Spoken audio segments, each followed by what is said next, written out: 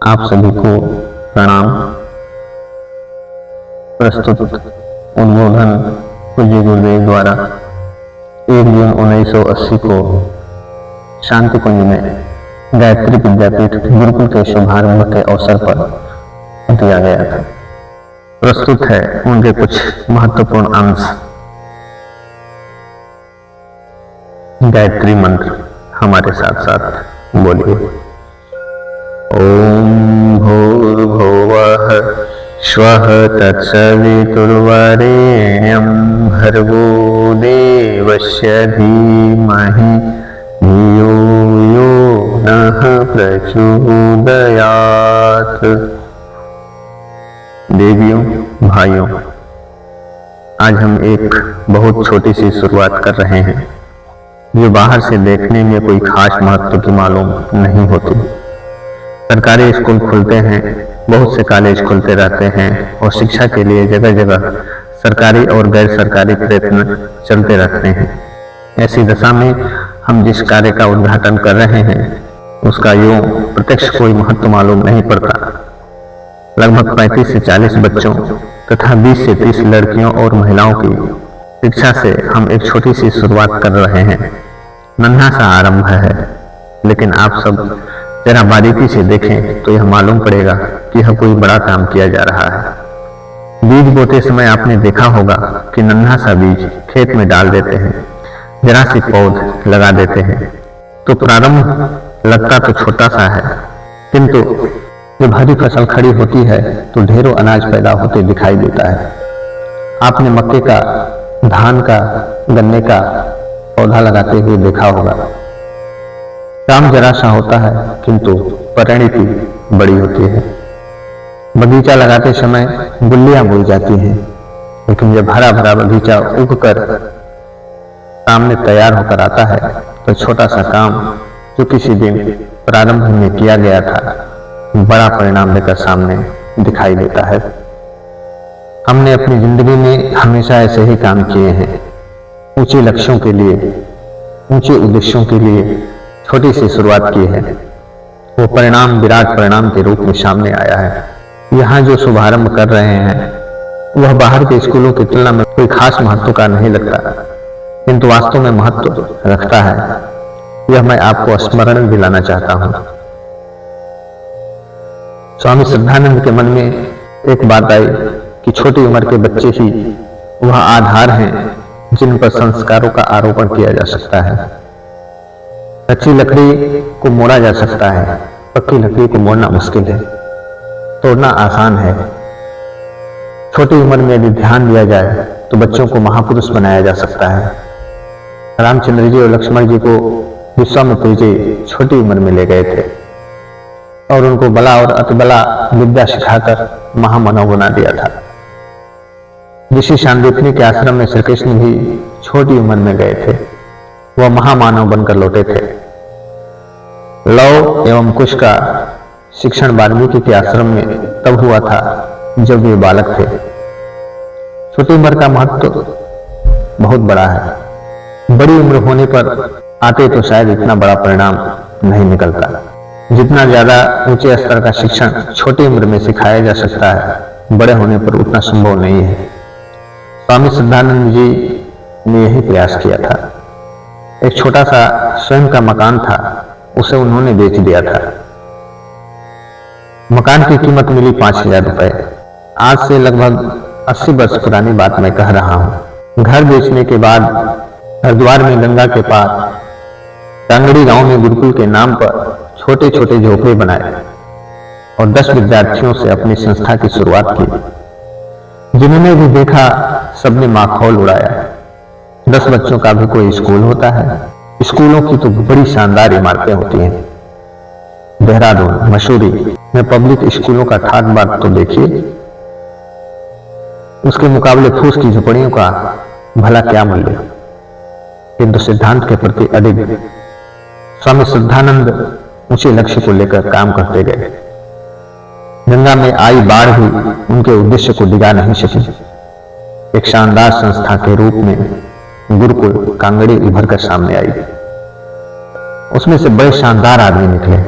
इंद्रसेन विद्यावाचस्पति, सत्यदेव विद्यालंकार, राम गोपाल विद्यार्थी, ऐसे कुछ गिने चुने किंतु तपे हुए आदमी जो उन दिनों इस गुरुकुल ने निकाले, किसी दूसरे स्कूल से नहीं निकले। हमारे प्रत्येक काम को आप देखें तो आपको लगेगा कि वह प्रारंभ में भले ही छोटा हो, किंतु ऊंचे उद्देश्यों को लेकर आरंभ हुआ, वह बड़े परिणाम तक पहुंचा। एक छोटा सा छापा खाना खोला हमने आज से 40-42 साल पहले।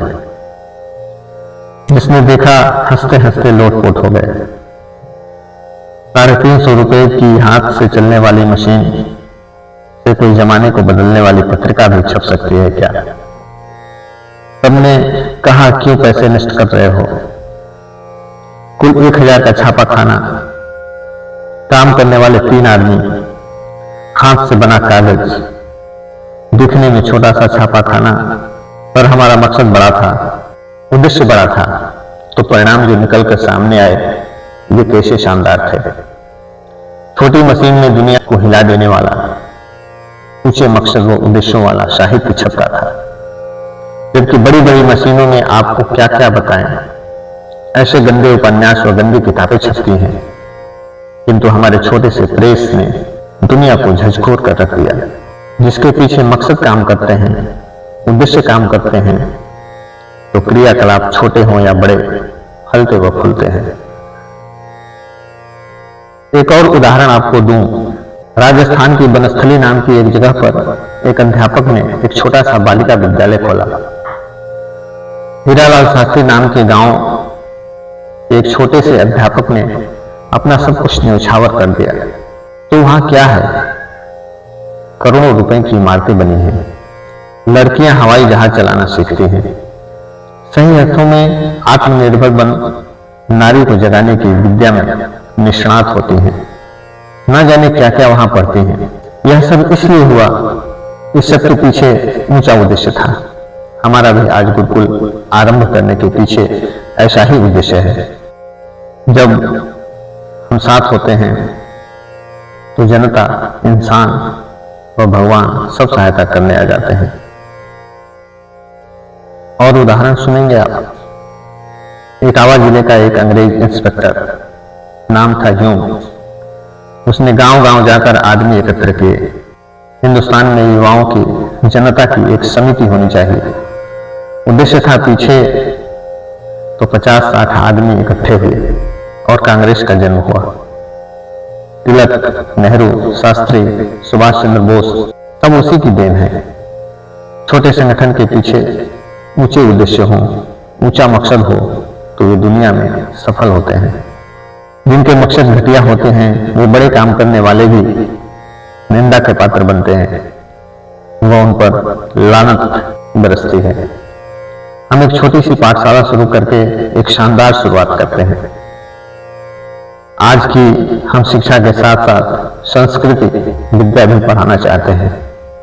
हजारों रुपए एक बच्चे के ऊपर प्रतिदिन खर्च हो, ऐसे विद्यालय आज भी देहरादून और मसूरी में हैं। आप जाइए, दिखाइए, और यह भी देखिए कि वहां संस्कृति है क्या। संस्कृति किसे कहते हैं? संस्कृति वह जिसमें ग्रहण करने के बाद आदमी इंसान बन जाता है, इंसान के बाद महामानव और फिर भगवान बन जाता है। किंतु आज की शिक्षा वह जो संस्कृति विहीन है। आज के अनपढ़ आदमी की तुलना में पढ़े लिखे को देखकर मुझे डर लगता है। एक बिना पढ़े लिखे से निश्चिंतता रहती है कि इसमें बदमाशी या चालाकी नहीं हो सकती। होगी तो एक सीमा के अंदर ही होगी। अंदर भलमनसाहत है अभी। यदि इसे थोड़ा पढ़ा लिखा कर जीवन जीना सिखा दिया जाए तो आदमी बन सकता है। किंतु पढ़ा लिखा वह तो दिमाग की खिड़की बंद किए बैठा है। हद दर्जे का बदमाश है, वह अहंकारी है। संस्कृति यही करती है कि आदमी को सही ढंग से आदमी बनाकर जीना सिखाती है। कौन सिखाए संस्कृति को? सरकार कर सकती है क्या? नहीं। सरकार का संस्कृति से, विद्या से कोई ताल्लुक नहीं। सरकार का सभ्यता से, एटिकेट से, लिबास पोशाक से तो ताल्लुक हो सकता है, पर संस्कृति से नहीं। संस्कृति का मंत्रालय या विद्यालय, विश्वविद्यालय सरकार के पास हो सकता है, पर उसमें संस्कृति व विद्या नाम की कोई चीजें नहीं है, मात्र नाम ही नाम है। संस्कृति का शिक्षा में समावेश हर कोई नहीं कर सकता, केवल ऋषि ही कर सकते हैं। प्राचीन काल में शिक्षा के क्षेत्र में हर कोई हाथ नहीं डालता था। आप मकान बनाइए, उद्योग खड़ा कीजिए, खेती बाड़ी कीजिए, राज कीजिए, पर एक काम मत करिए, वह है शिक्षा से जुड़ी संस्कृति का शिक्षा, जिसे मिला जुलाकर विद्या कहते हैं। हर कोई विद्या नहीं दे सकता। आज तो हर कोई विद्यालय खोले बैठा है, उसका मालिक बना हुआ है, पर प्राचीन काल में यह कार्य विशुद्धतः ऋषियों के जिम्मे था। वह इसे बखूबी निभाते भी थे। संस्कृति तो वही सिखा पाएगा जिसके पास संस्कृति हो। मास्टरों के पास कहाँ है संस्कृति? मास्टरों व मजदूरों में आज कोई अंतर नहीं है। मास्टर कहते हैं गुरुजी को, और गुरु वे होते हैं जो शिष्य को अनगरता के अंधेरे से निकालकर सुगरता का प्रकाश भरा रास्ता दिखाते हैं। मात्र जानकारी नहीं देते, वे आत्मीयता का पोषण देते हैं, संवेदना देते हैं। इसी को संस्कृति या विद्या कहते हैं। हम गांव के प्राइमरी स्कूल में पढ़े थे। उस जमाने में आज से 7 साल पहले 2 रुपए की छात्रवृत्ति हर प्रतिभावान बच्चे को मिलती थी। हमारे गांव आवल खेड़ा के स्कूल में 1/3 विद्यार्थी सारे आगरा जिले के वजीफे हड़प ले जाते थे। किस कारण? क्योंकि वहां गुरुजी थे, मास्टर साहब नहीं। हमारे गुरुजी ने स्कूल को गुरुकुल बना दिया था। बच्चे स्कूल में ही सोते थे। सवेरे उठकर भी माँ की तरह कुल्ला कराते, नहलाते व फिर पढ़ाते थे। नींद आती तो धमकाते नहीं थे, कहते अच्छा सो जाओ, पर जल्दी उठ जाना, देर तक मत सोना। हर वर्ष 20-30 बच्चे छात्रवृत्ति लेकर आते थे, क्योंकि वह नौकरी के लिए नहीं, संस्कृति के लिए शिक्षण देते थे। हर माँ बाप को प्रसन्नता थी कि मास्टर साहब के पास बच्चा जितना ज्यादा रह जाएगा उतना ही अच्छा हो जाएगा। सवेरे जल्दी उठेगा, नहाएगा, साफ रहेगा, अच्छा बनेगा, पढ़ा लिखा बनेगा। पढ़ा लिखा बने चाहे न बने, पर विनम्र बनेगा। ऐसी गुरुकुल पद्धति मित्रों समाप्त हो गई है। हमें अब क्वालिटी के सहयोगी मिले हैं, तो हम उन्हें आरंभ करते हैं। सारे गायत्री परिवार के 24 लाख परिवारों के बच्चों को पढ़ाने की हैसियत तो हमारी नहीं है, पर हम एक मॉडल खड़ा करना चाहते हैं कि बच्चों का शिक्षक कैसे होना चाहिए। राम और लक्ष्मण को विश्वामित्र मांग कर लाए थे। हम भी गायत्री परिवार के विशाल परिकर के सदस्यों से उनके बच्चों को मांगेंगे कि हम उन्हें नवयुग की तैयारी के लिए तैयार करना चाहते हैं। आप हमें दीजिए। हम 200 बच्चों को अगले वर्ष से किंडरगार्टन से लेकर 10वीं कक्षा तक ये शिक्षा देने का कार्य करेंगे, पर इसकी विशेषता इसका सरकारी पाठ्यक्रम नहीं, वरन वह होगी जो प्राचीन काल के गुरुकुलों में थी। संस्कृति, शिष्टाचार, जीवन जीने की कला, आत्मावलंबन, स्वावलंबन, यह एक बीजारोपण मात्र है, पर इसकी परिणति आज आने वाले 20-30 वर्षों में देखेंगे, जब यह विश्वविद्यालय का रूप ले लेगा। हम यहाँ 24 घंटे का शिक्षण देंगे, जिसमें खेलना कूदना भी शामिल है, व्यायाम करना भी, हंसी मजाक भी, तथा भय मुक्त होकर जीवन जीना भी। और क्या करेंगे आप इस विद्यालय में? हम यहाँ परिवार निर्माण की शिक्षा आरंभ करने वाले हैं, ताकि कुटुंब व्यवस्था ठीक हो सके।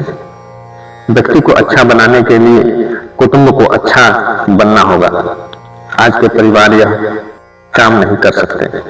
वे रात को खाना खाते हैं, रेडियो सुनते हैं, टीवी देखते हैं और सो जाते हैं।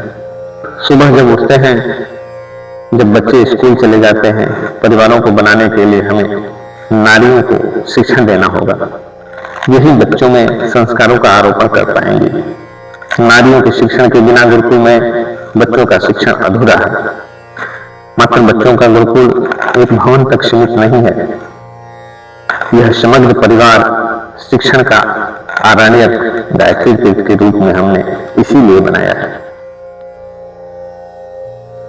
आज नारी जाति की व उनके कारण परिवारों की जो दुर्गति है उसे देखकर हमें दुख होता है।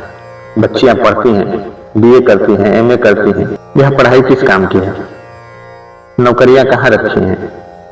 सबसे बड़ी बात है कुटुंब की संस्था का संचालन। कुटुंब एक समाज है, राज्य है, एक दुनिया है जिसमें से महापुरुष निकाले जा सकते हैं। व्यक्ति को क्या से क्या बनाया जा सकता है। शादी और परिवार का कोई ताल्लुक नहीं है। पेट से बच्चा पैदा होता है वही परिवार कहलाता है। यह सही नहीं है।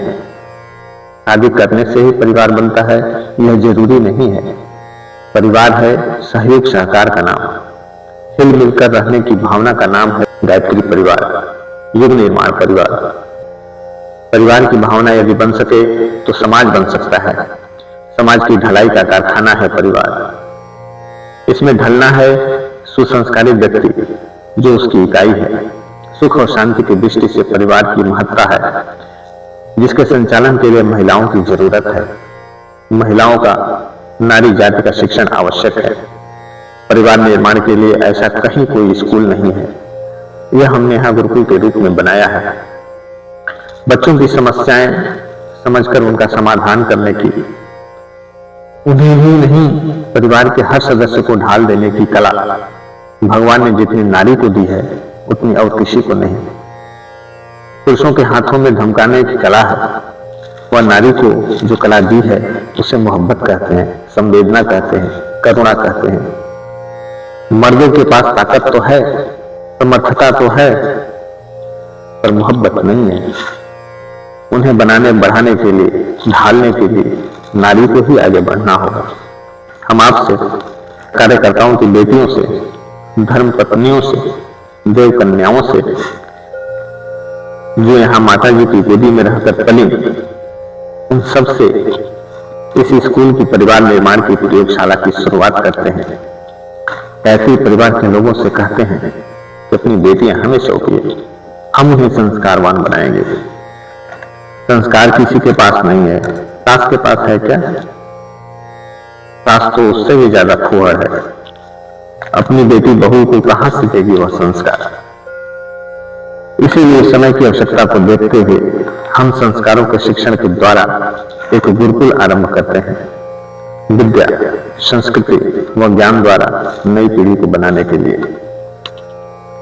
हमारी तो इच्छा थी कि स्कूली पाठ्यक्रम भी शिक्षा से निकाल देते, पर क्या करें, मजबूरी है।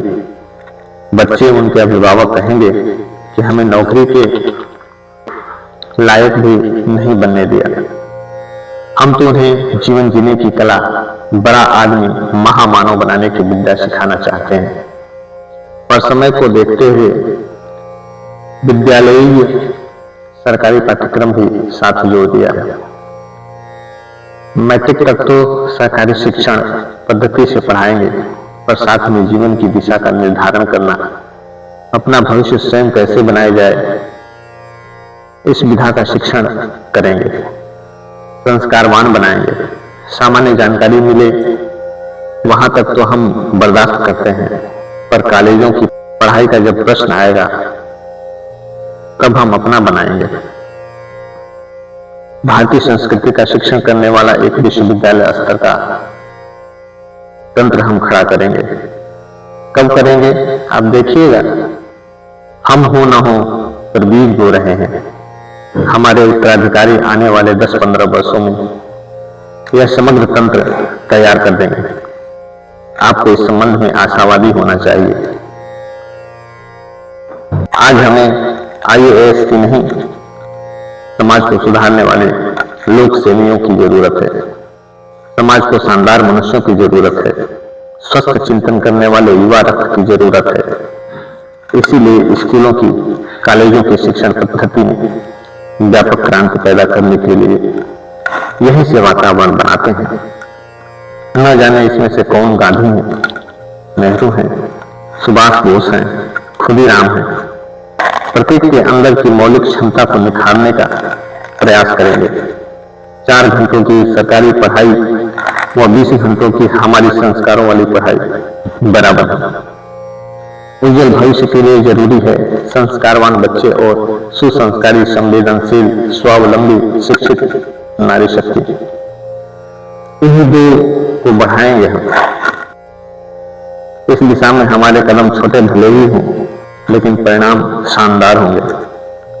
आप देखना, अगले दिनों सारी शक्तिपीठों में यही शिक्षण बृहद रूप में चलने लगेगा। वह देखते देखते विद्या विस्तार की क्रांति होती चली जाएगी। अब अंत में एक अनुरोध उनसे जो इस काम के लिए समय देंगे, उन बुद्धों को जिनने घर वालों की नाक में दम कर रखा है, रिटायर हो चुके हैं, ढेर सारा समय है, पर समाज के नाम पर समय मांगते हैं तो ठेंगा दिखाते हैं। हम यहां बुलाते हैं ताकि उनका लोक परलोक दोनों सुधर जाए। उन्हें पहले हमें पढ़ाना पड़ेगा ताकि वे शिक्षक बन सके। वानप्रस्थ स्तर के रिटायर्ड सेवाभावी व्यक्तित्व चाहिए हमें। यदि ऐसे व्यक्ति युवा वर्ग में से मिल सके तो फिर बात ही क्या। घर में एक ही कमाने वाला है, उसे भी हम नहीं बुलाते, पर यह जरूर कहते हैं कि साल में वह एक बार 9 दिन का अनुष्ठान यहाँ आकर करे। अपने घर की महिलाओं व बच्चों का शिक्षण यहाँ देव परिवार में आकर करवाए। यह गुरुकुल एक समग्र सर्वांगपूर्ण प्रयोगशाला है, जिसमें हम नर रत्नों को ढालेंगे, जिनसे व्यक्ति, परिवार व समाज बनेगा। हमें मौका दीजिए ताकि हम नया समाज बना सकें, नया जमाना ला सकें। इन बच्चों व महिलाओं का अब विद्यारंभ संस्कार होगा। हम अपनी बात समाप्त करते हैं। ओम शांति शांति शांति। सबके लिए सद्बुद्धि, सबके लिए उज्जवल भविष्य, यही हमारी ईश्वर से प्रार्थना है।